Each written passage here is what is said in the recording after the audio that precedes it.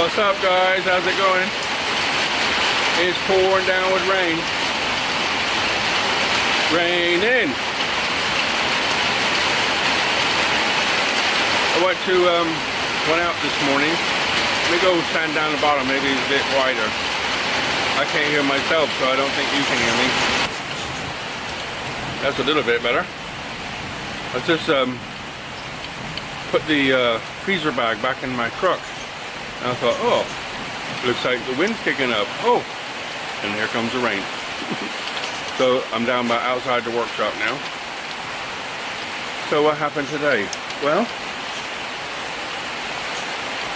I wanted to get a stencil. You know the, oops, raining. You know the stencil where you can, the old plastic one where you can draw your letters? Well, I had one, but it was capital only, so I wanted one for small too. So you have the capital and then the lowercase.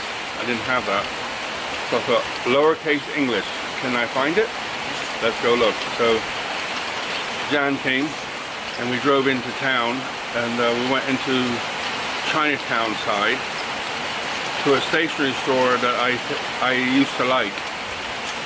So we go in there, and Jan says, showed him the stencil, says, you have like this, lowercase, like this? Yes. So we go walk into the back of the store, and the lowercase letters, mine's about 1.25 inches tall, so I need like 3/4 of an inch tall maybe of lowercase. So she shows plastic stencil or plastic sticker letters, not a stencil, that are about 5 inches tall. She says, there you go. I don't think she understood the assignment. And then stands there and goes, okay, I guess I won't be back here again. Crazy. Whew. So then I thought, okay, let's just go to the mall. Jan says there's another place, there's an old market. So we went there and she ran into the back and found it for me. The rain's coming in sideways.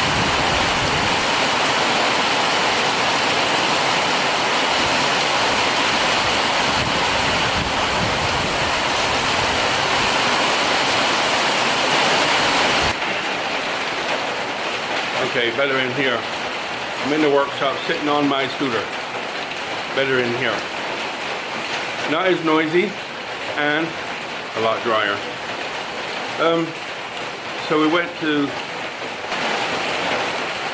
then we went to the main mall, and all the while we're driving around, I'm thinking, lots of people, what's going on?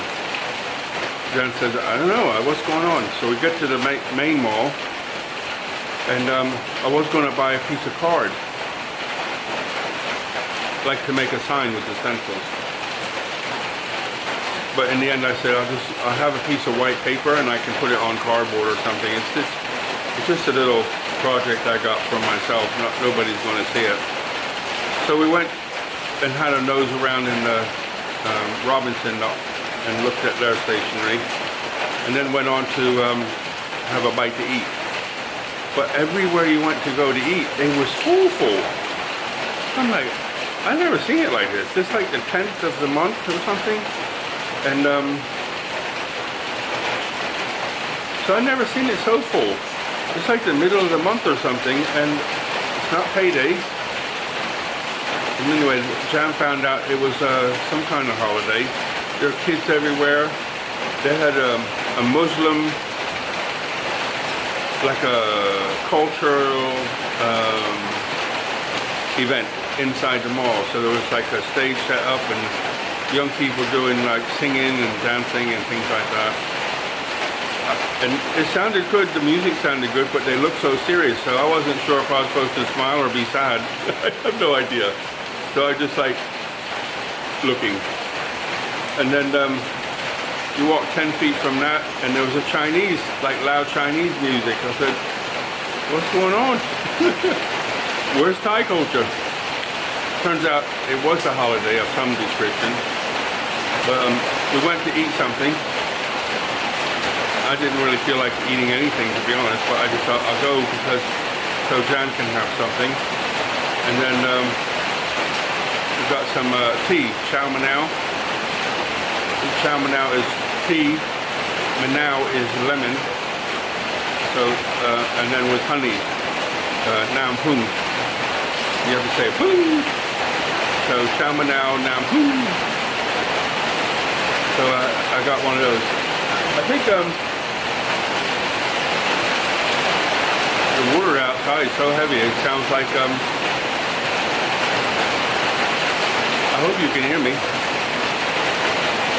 because it's pouring down with rain, and this is my only place I got where I can sit like this. Yeah, I think for some reason my body's like, I don't want coffee no more. I'm like, okay. So I went back to my original tea. Lemon tea. I think I'll give it a minute until the rain eases up a little bit, and then I'll talk again.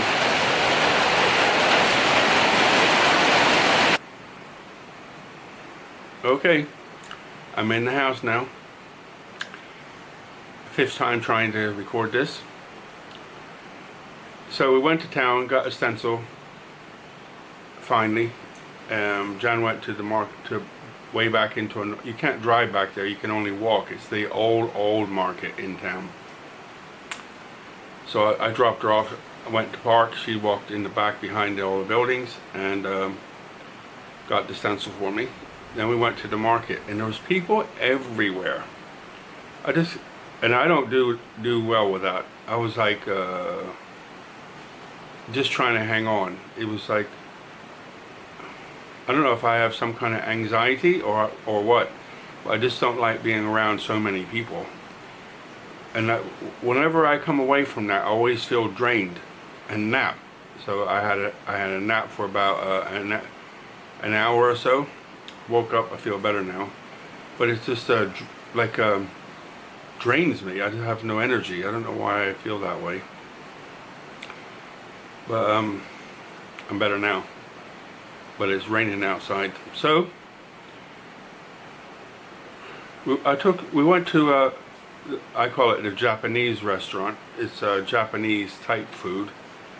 It could be Korean, I don't know. I think Japanese. So I wasn't that hungry, but Jan, I know Jan,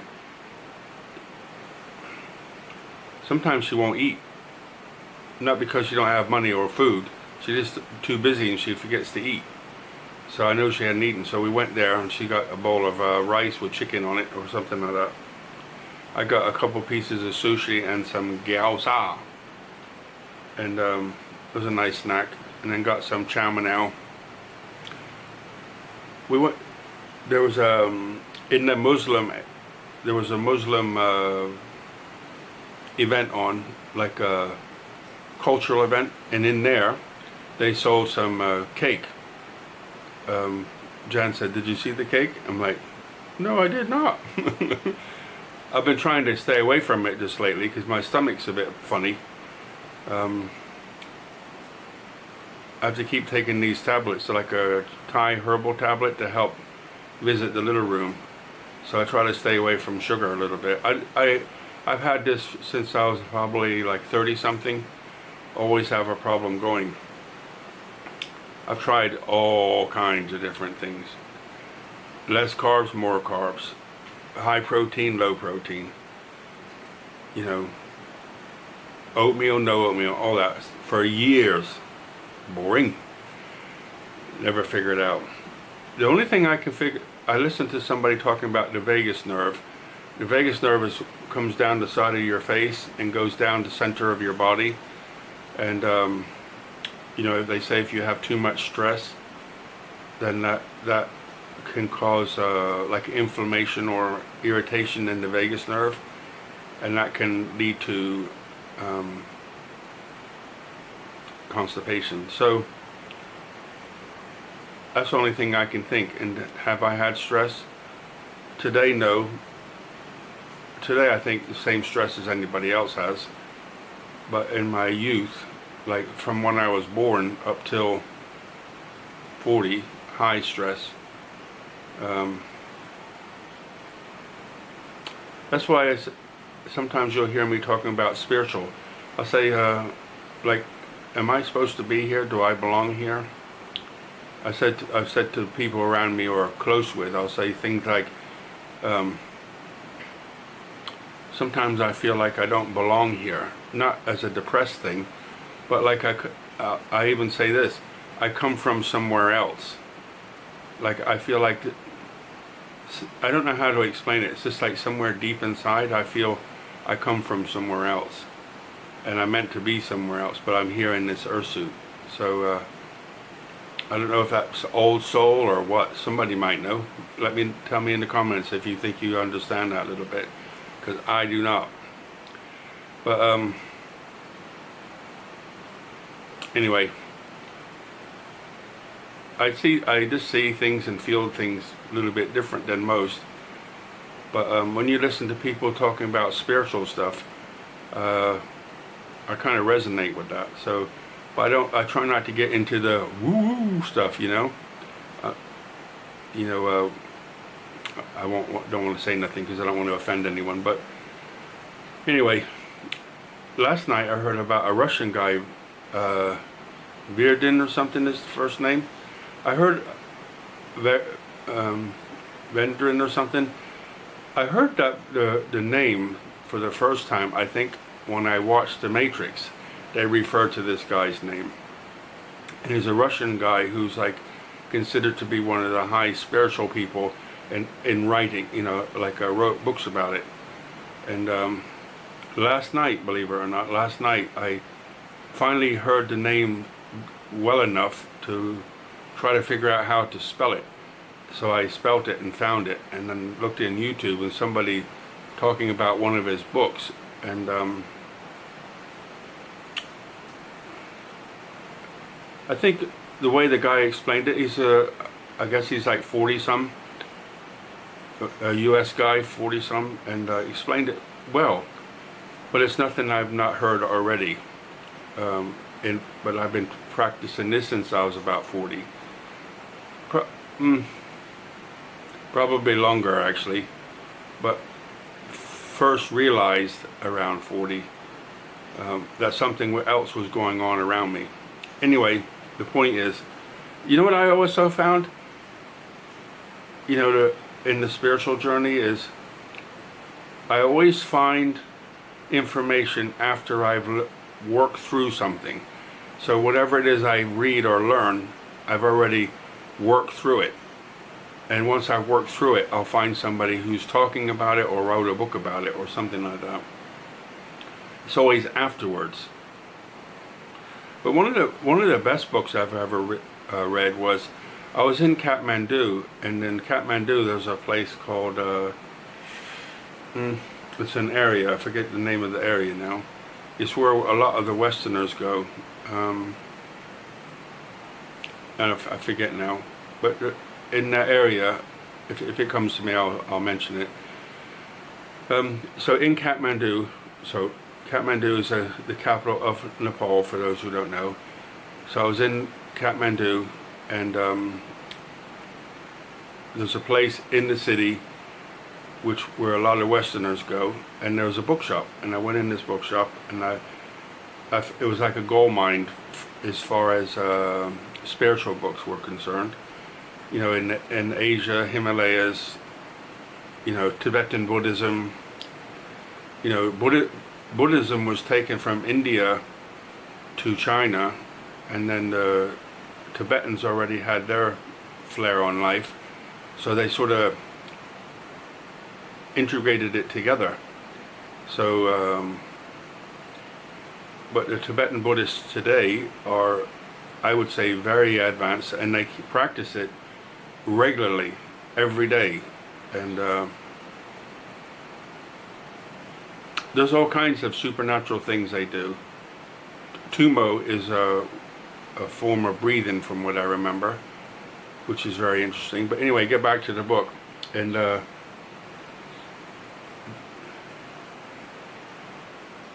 that area of Kathmandu is like right on the tip of my tongue. I can't get it out. Anyway, I found this one book, and it was written about, I can't remember his name either. It'll come to me for sure. So the book is about a guy who practiced. He was the son of a guy and his mom, and they lived in a village. And Dad died, and the brother took all the property, and basically told the wife and the son to get lost. And so they got lost. And Mom paid for the boy to go to a school to learn witchcraft. And he got really, really good at it. And he could call in hailstorms, floods, rain.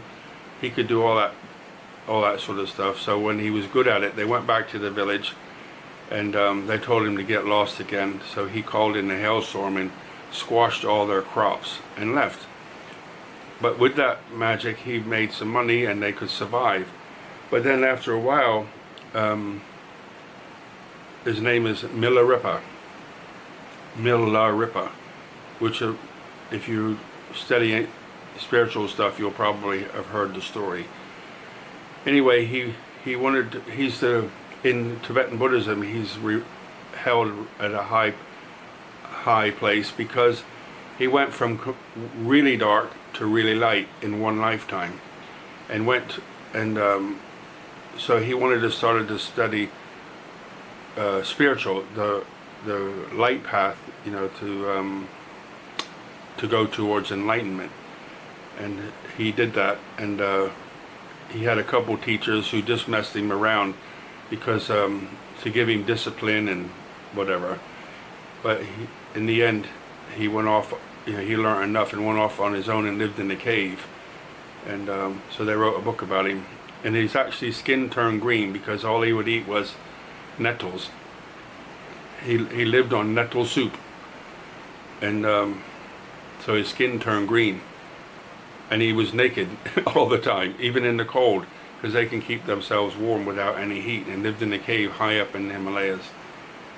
So how do we get on this subject? But very interesting.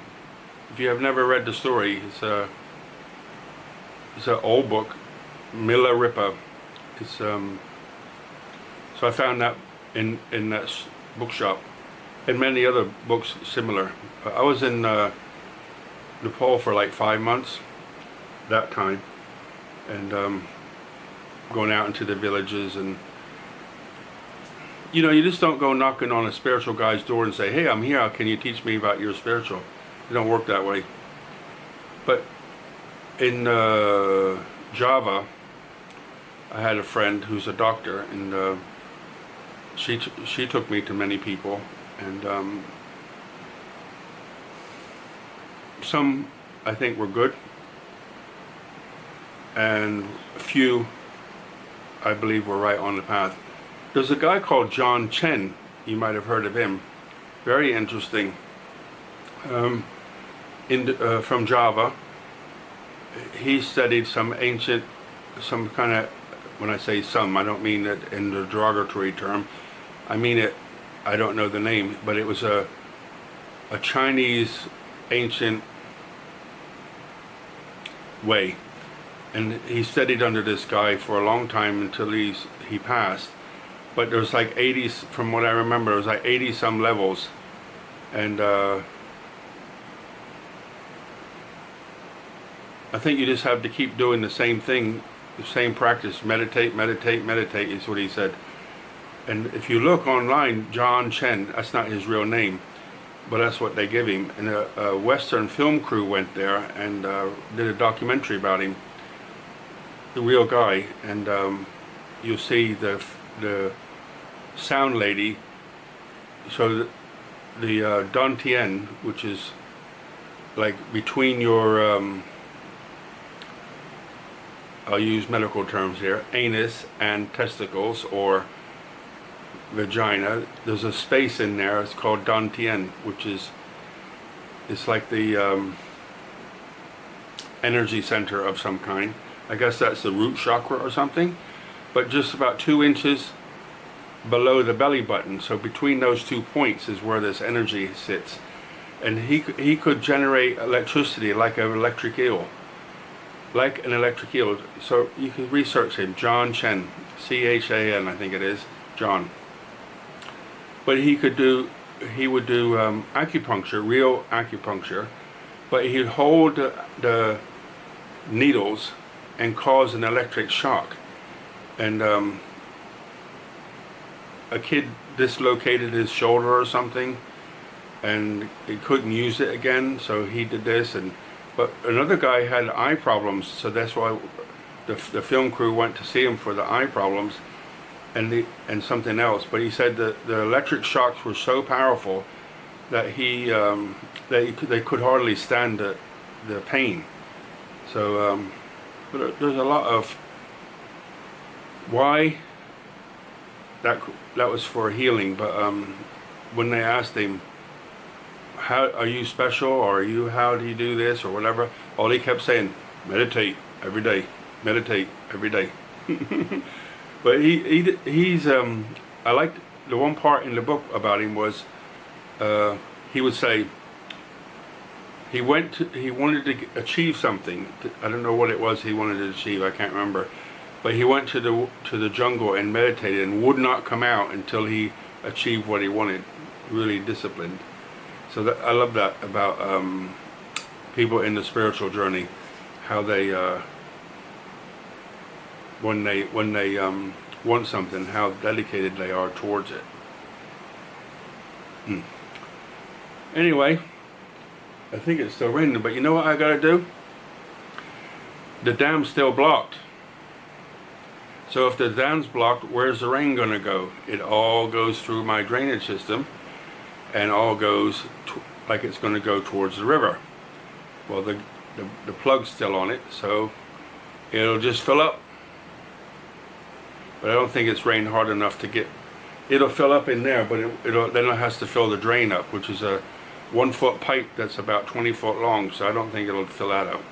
But the pump's still there too. So when it stops raining, I'll go out and turn that pump on and empty it. But the water's gone down in my river. There's a lady down the road. She sells ice, and I think some beer and stuff like that. But we buy ice for the freezer, and we always go there if we want any news to do with flooding, because her husband has big rice fields, and so Jan goes in and says, "What's going on with the water?" She says, "Yep. They're pumping or letting the water out of the river into the rice fields at her house. So that's the reason why the river out back is gone down." I'm like, okay. But even in 10 years I've been here, I've never seen the river go down like this. So something's different. They're done something different. I think there must be, okay, yes, they let it into the fields, which takes it down about 1 meter. But to keep it down that far, they must be it must be going somewhere.